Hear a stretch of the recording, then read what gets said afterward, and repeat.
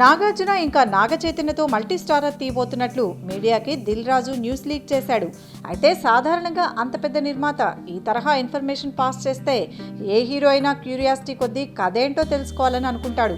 కానీ నాగార్జున మాత్రం ట్విట్టర్లోకి వచ్చి ఇది నాకు కూడా న్యూసే అంటూ వెటకారంగా దిల్ రాజుని డిసప్పాయింట్ చేస్తూ ట్వీట్ చేశాడు. దిల్ రాజుని నాగార్జున డిసప్పాయింట్ చేయడం ఇది మొదటిసారి కాదు.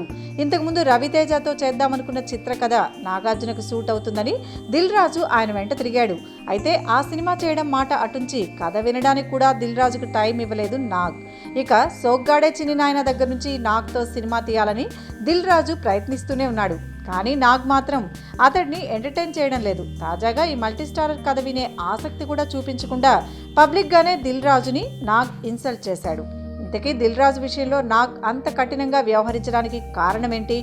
నాగచైతన్యని జోష్ చిత్రంతో ఇంట్రడ్యూస్ చేసే అవకాశాన్ని అందరినీ వదిలి దిల్ రాజుకిస్తే అతను నమ్మకాన్ని నిలబెట్టుకోలేదు.